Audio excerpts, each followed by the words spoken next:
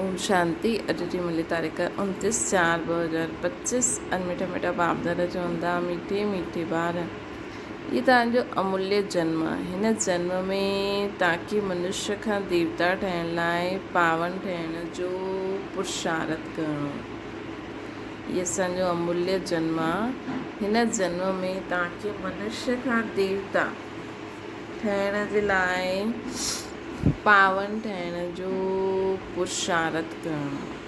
मनुष्य खां देवता ठहिण जे लाइ पावन ठहिण जो असांखे पुरुषार्थ करिणो। प्रश्न आहे न, ईश्वर संतान कहलाइण वारे ॿारनि जी मुख्य धारणा छा हूंदी?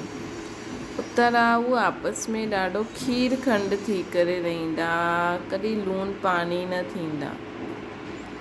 जेका ईश्वर संतान हूंदा उहे आपस में खीर खंड थी करे रहंदा, कॾहिं लूणु पाणी न थींदा।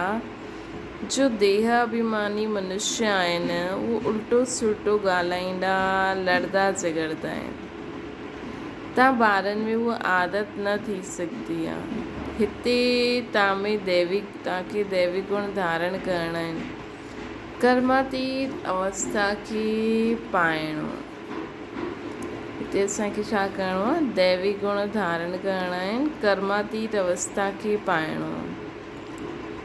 ओम शांति। पहिरियों बाप ॿारनि खे चईंदा आहिनि, ॿार देही अभिमानी भव, पंहिंजे खे आत्मा सम्झो। गीता आदि में भल छा बि आहे, परंतु उहा सभु भक्ति मार्ग जा शास्त्र आहिनि। बाप चईंदा आहिनि, मां ज्ञान जो सागर आहियां। तव्हां ॿारनि खे ज्ञान ॿुधाईंदो आहे। कहिड़ो ज्ञान ॿुधाईंदो आहे? सृष्टि जे आदि मध्य अंत जो नॉलेज ॿुधाईंदो आहे। इहा पढ़ाई आहे न, हिस्ट्री जोग्राफी आहे न। भक्ति मार्ग में कोई हिस्ट्री जोग्राफी न पढ़ंदा आहिनि, नाम बि न वठंदा आहिनि न। साधु संत आदि वे शास्त्र पढ़ंदा आहिनि। ये बाप त कोई शास्त्र पढ़ी करे न ॿुधाईंदा आहिनि। तव्हांजी हिन पढ़ाई सां, तव्हांखे हिन पढ़ाई सां मनुष्य खां देवता ठाहींदा आहिनि। बाबा तव्हां ईंदा आहियो मनुष्य खां देवता ठहिण लाइ। उहे आहिनि ई मनुष्य, इहे बि मनुष्य, परंतु इहे बाप खे सॾु कंदा आहिनि कि हे पतित पावन अचो।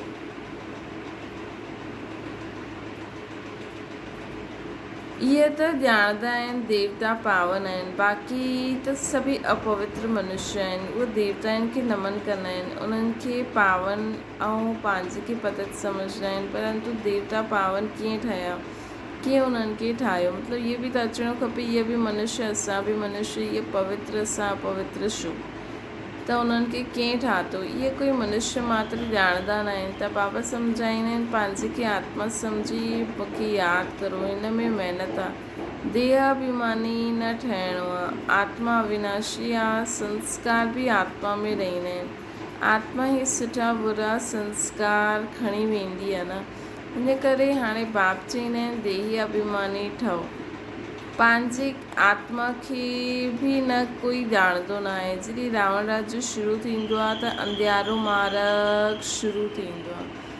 देह अभिमानी ठही वेंदा आहिनि। बाप बि सम्झाईंदा आहिनि, तव्हां ॿार हिते कंहिं वटि आया आहियो, इन्हनि वटि न। मां इन्हनि में प्रवेश कयो आहे। इन्हनि जे ॾाढे जन्मनि जे अंत में इहे पतित जन्म आहिनि। जो ॾाढे जन्म कहिड़ा वरितई उहो बि बाबा ॿुधाईंदा आहिनि। अधु कला पवित्र जनम, अधु कला पतित जनम। त इहे आहे, इहे पतित थी वियो आहे। ब्रह्मा पंहिंजे खे देवता व ईश्वर न चईंदा आहिनि। मनुष्य सम्झंदा आहिनि प्रजापिता ब्रह्मा देवता हुयो, तॾहिं चईंदा आहिनि ब्रह्मा देवता आहे नमः। बाप बि सम्झाईंदा आहिनि, ब्रह्मा त पतित हुयो। ॾाढे जन्मनि जे अंत में मां उन्हनि में प्रवेश कयो। उहो पोइ पावन ठही देवता ठाहींदा आहिनि। तव्हां आहियो बीके, तव्हां बि ब्रह्मण आहियो। हीअ ब्रह्मा बि ब्रह्मण आहे। इनखे देवता केरु चईंदो? ब्रह्मा खे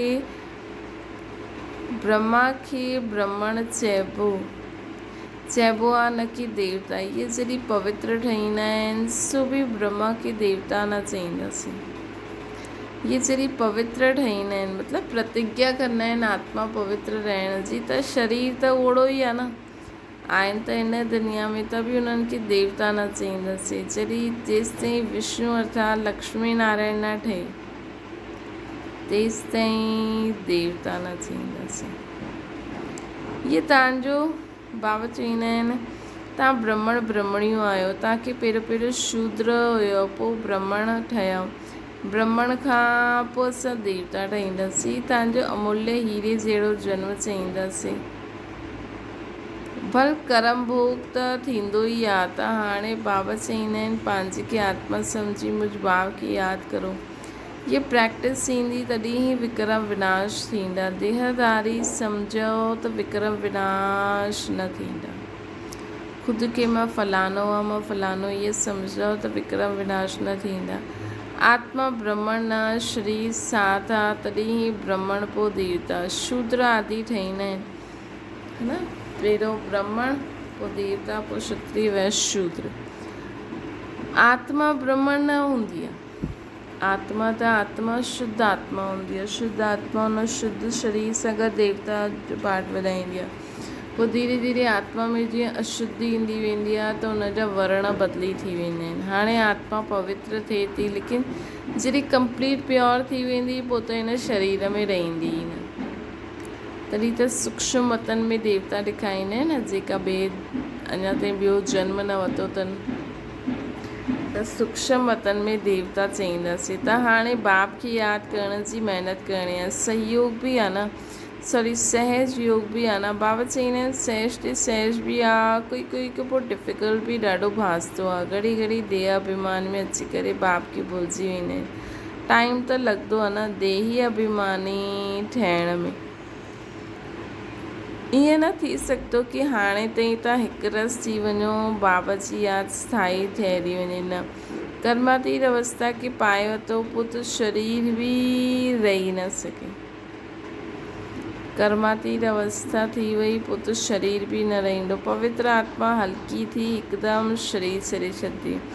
पवित्र आत्मा सां गॾु अपवित्र शरीर रही न सघे। ईअं न कि दादा कोई पार थी वियो, इहे बि चवंदा आहिनि यादि जी ॾाढी महिनत आहे। त पहिरियों जी ॻाल्हि आहे, हाणे त ब्रह्मा बाबा पार थी आहे। देह अभिमान में अचण सां उल्टो सुल्टो ॻाल्हाईंदा आहिनि, लड़ंदा झगड़ंदा आदि हलंदा आहिनि, झगड़ा आदि हलंदा आहिनि। असां सभु आत्मायूं भाव आहियूं, पोइ आत्मा खे कुझु बि न हूंदो।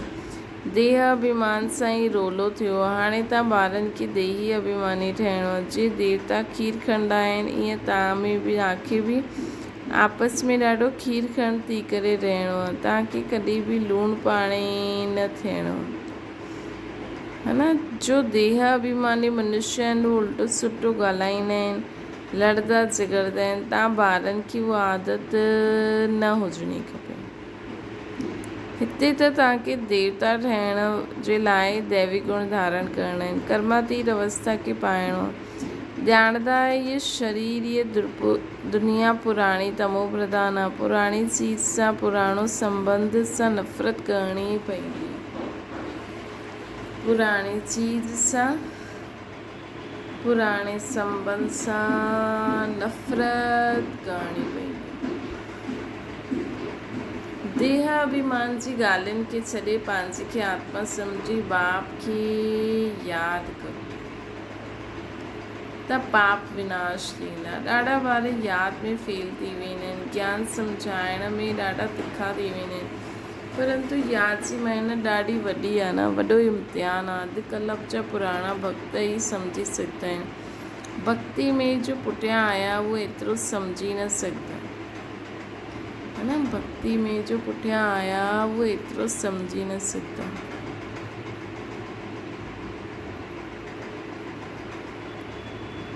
त इहे ॾाढो वॾो इम्तिहान आहे। अॼुकल्ह जा पुराणा भक्त ई सम्झी सघंदा।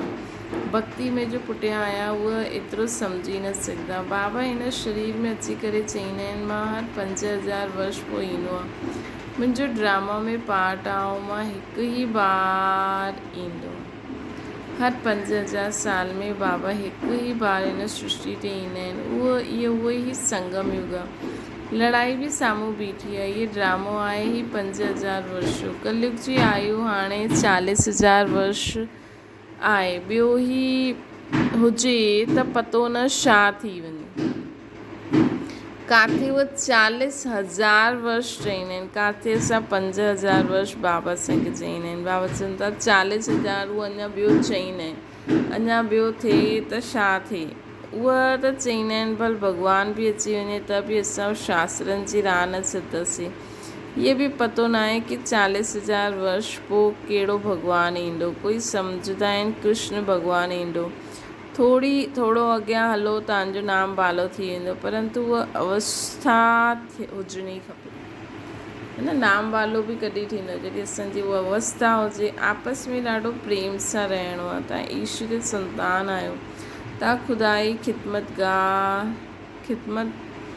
ॻायल आहे न। चईंदा आहिनि असां बाबा जा मददगार आहियूं। पतित भारत खे पावन ठाहिण लाइ असां बाबा जा मददगार आहियूं। बाबा कल्प सां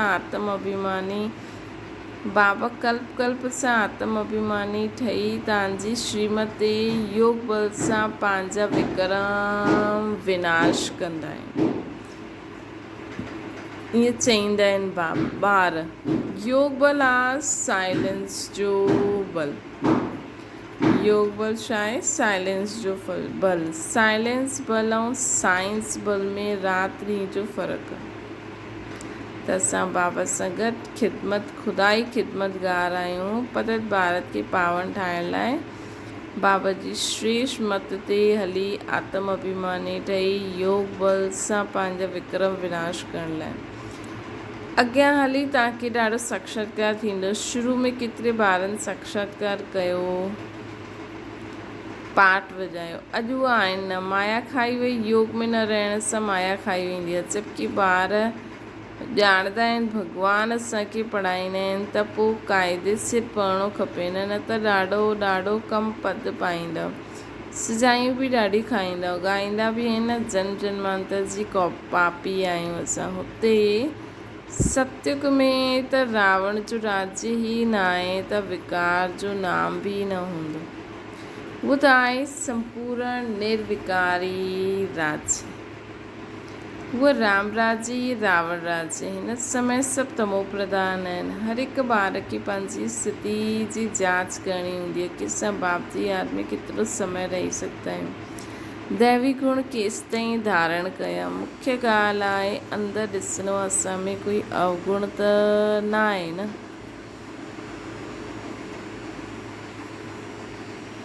असांजो खान पान कहिड़ो आहे। सॼे ॾींहं में कोई फालतू ॻाल्हि या कूड़ त न ॻाल्हाईंदा आहियूं। शरीर निर्वाह अर्थ बि कूड़ आदि ॻाल्हाइणो पवंदो आहे। पोइ मनुष्य धर्माऊ कढंदा आहिनि त पाप हल्को थी वेंदो आहे। अच्छा कर्म, सुठो कर्म कंदा आहियो त हुनजो रिटर्न बि मिलंदो आहे। कोई हॉस्पिटल ठाहीं त अॻिले जन्म में सुठी हेल्थ मिलंदी। कॉलेज ठाहींदा त सुठा पढ़ंदा, परंतु पाप जो पश्चाताप छा आहे? भक्ति मार्ग में पोइ हुनजे लाइ गंगा सनानु आदि कंदा आहिनि। बाक़ी जो धन दान कंदा आहिनि त हुनखे ॿिए जन्म में मिली वेंदो। हुन में पाप कटण जी ॻाल्हि न आहे। धन दान करण सां पाप न कटजंदा आहिनि। उहो थींदी आहे धन जी लेन देन। ईश्वर अर्थ ॾिनो, ईश्वर अल्पकाल जे लाइ ॾेन ॾिनो। हिते त तव्हांखे पावन ठहिणो आहे। सवाइ बाप जी यादि जे ॿियो कोई उपाय न आहे, न। सवाइ बाप जी यादि जे पापनि खे कटण जो कोई उपाय न आहे। पावन पोइ पतित दुनिया में थोरी रहंदा। उहो ईश्वर अर्थ चईंदा आहिनि इनडायरेक्ट। हाणे त ईश्वर चईंदा मां सम्मुख आयो आहियां पावन ठाहिण। मां त दाता आहियां, मूंखे तव्हां ॾींदा आहियो, मां तव्हांखे रिटर्न में ॾींदो आहियां। मां थोरी पाण वटि रखंदमि। तव्हां ॿारनि जे लाइ ई मकान आदि ठाहींदो आहे। सन्यासी माण्हू त पंहिंजे लाइ वॾा वॾा महल आदि ठाहींदा आहिनि। हिते शिव बाबा पंहिंजे लाइ शिव बाबा त पंहिंजे लाइ कुझु न ठाहींदा न। चईंदा आहिनि मां हिन जे रिटर्न में तव्हांखे 21 जन्मनि जे लाइ नई दुनिया में तव्हांखे मिलंदो। छो जो तव्हां सम्मुख लेन देन कंदा आहियो न। शिव बाबा त असांजो भोग बि न खाईंदा आहिनि। पैसो त ॾींदा आहियो, तव्हांजे लाइ कम में ईंदो आहे। भक्ति मार्ग में बि दाता आहियां त हाणे बि दाता आहियां। उहो इनडायरेक्ट या डायरेक्ट। बाबा त चई ॾींदा आहिनि जो कुझु आहे हुन में वञी करे सेंटर खोलो, ॿियनि जो कल्याण करो। मां बि त सेंटर खोलंदो आहियां, ॿारनि खे ॾिनो आहे न। ॿारनि खे मदद कंदो आहे। मां थोरी पाण वटि पैसा रखंदमि, मां त अची करे इन्हनि में प्रवेश कंदो आहे, इन्हनि जे द्वारा कर्तव्य कराईंदो आहे, मूंखे त स्वर्ग में अचिणो न आहे। इहे सभु कुझु तव्हांजे लाइ ई आहे। मां त अभोक्ता आहियां, कुझु बि न वठंदो आहे, ईअं बि न चईंदो आहे की मुंहिंजा पांव पयो। असां त तव्हां ॿारनि जो मोस्ट ओबीडियंट सर्वेंट आहियूं, इहे बि तव्हां ॼाणंदा आहियो। उहो ई माता पिता बंधु सखा सभु कुझु आहे, सो बि निराकार। तव्हां कोई गुरू खे कॾहिं ममत्व तत्व में माता पिता न चईंदा, गुरू खे गुरू, टीचर खे टीचर चईंदा। इन्हनि जो नाम, इन्हनि जो माता पिता, इन्हनि खे माता पिता चईंदासीं, है न। बाबा चवनि था कि मां इहे तव्हां मुंहिंजा ॿार आहियो, असां त तव्हां ॿारनि जा मोस्ट ओबीडियंट सर्वेंट आहियूं। ॾिसो बाबा केॾा निरंकारी आहिनि, है न। इहे बि तव्हां ॼाणंदा आहियो कि बाबा ही असांजा सर्व संबंधी आहिनि, लेकिन निराकार आहे। तव्हां कोई गुरू खे कॾहिं तत्व में माता पिता न चईंदा, गुरू खे गुरू, टीचर खे टीचर चईंदासीं। इन्हनि खे माता पिता चईंदा आहियूं, शिव बाबा ब्रह्मा मामा खे। बाप चईंदा आहिनि मां कल्प कल्प हिकु ई बार ईंदो आहे। तव्हां ही 12 मास बाद जयंती मल्हाईंदा आहियो, परंतु शिव बाबा कॾहिं आया, छा कयो, इहा कंहिंखे बि पतो न आहे। ब्रह्मा विष्णु शंकर जी बि ऑक्यूपेशन जो पतो न आहे, छो जी मथे में शिव खे उड़ाए छॾियो अथनि। न त शिव करन करावन हार आहे न, ब्रह्मा द्वारा कराईंदा आहिनि। इहे बि तव्हां ॿार ॼाणंदा आहियो, कीअं अची करे प्रवेश करे ऐं करे करे ॾेखारींदा आहिनि।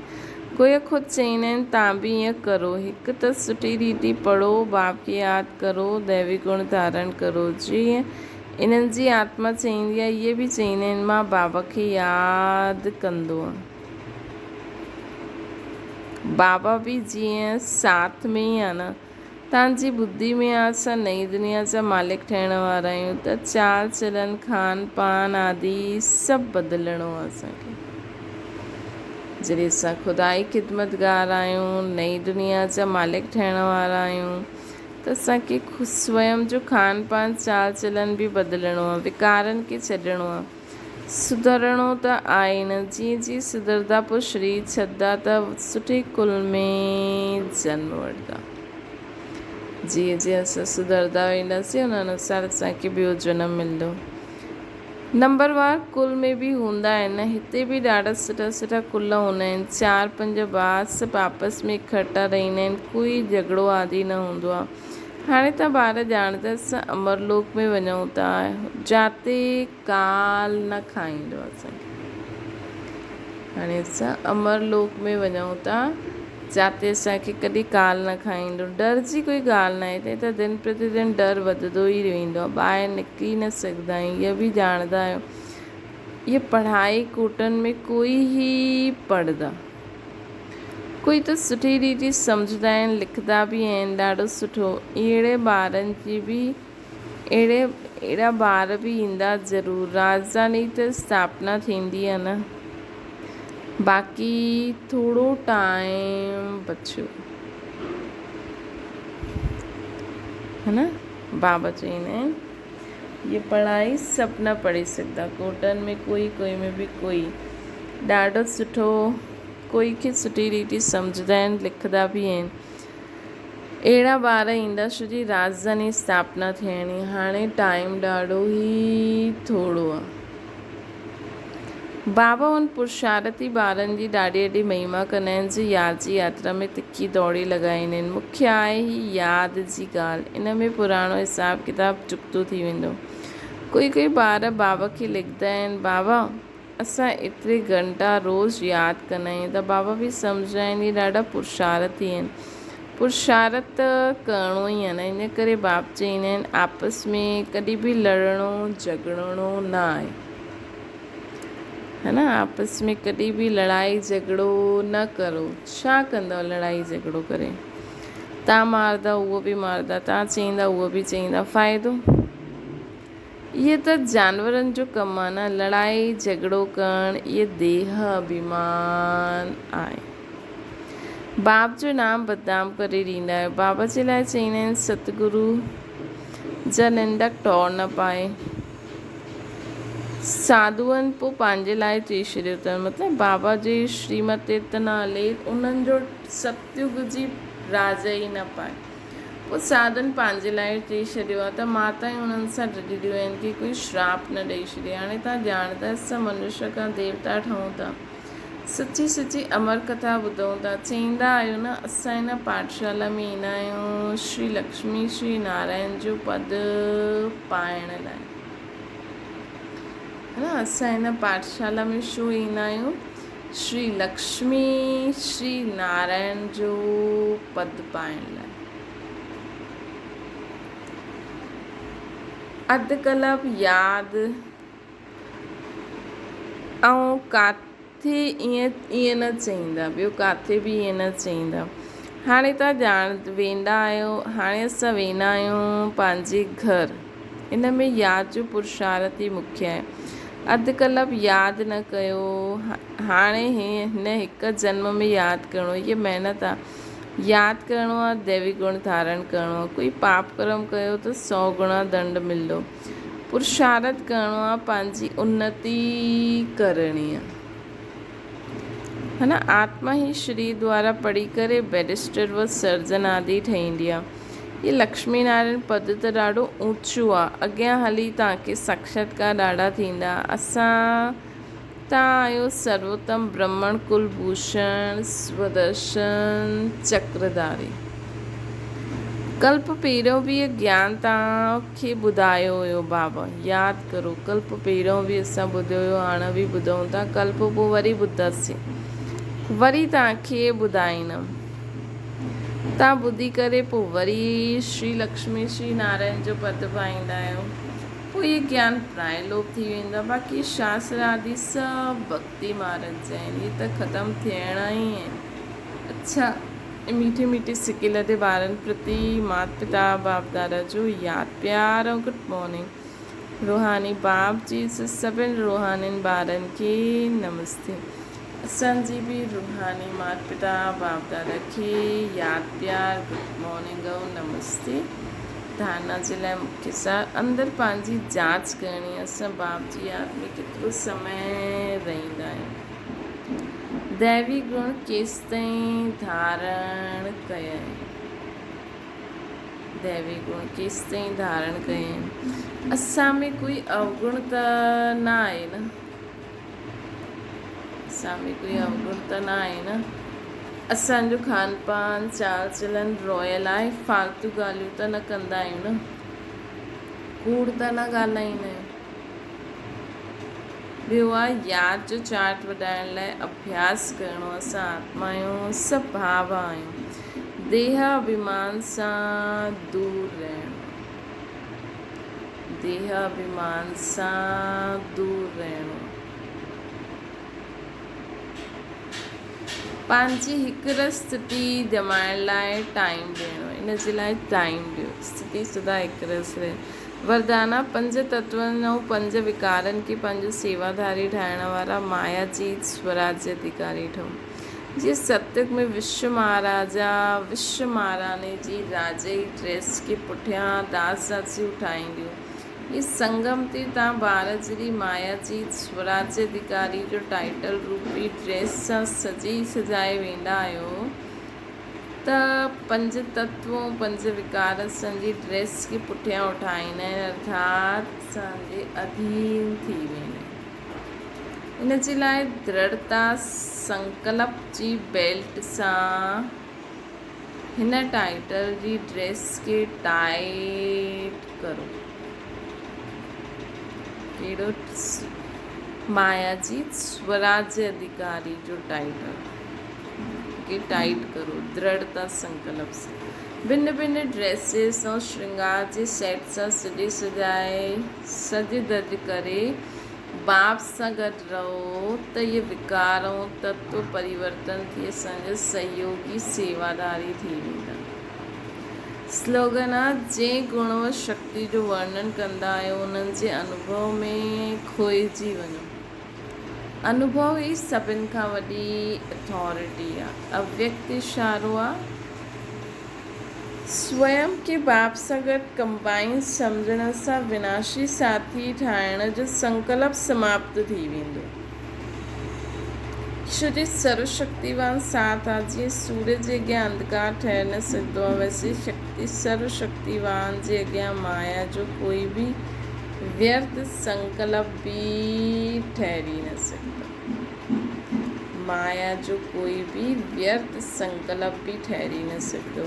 कोई भी दुश्मन वार करण खां पहिरियों अकेलो ठाहींदो आहे, पोइ इन करे कॾहिं बि अकेला ठहो ई न त दुश्मन वार करे ई न सघंदो। सदा बाप सां गॾु रहो। छा ओम शांति। बाबा खे यादि करो।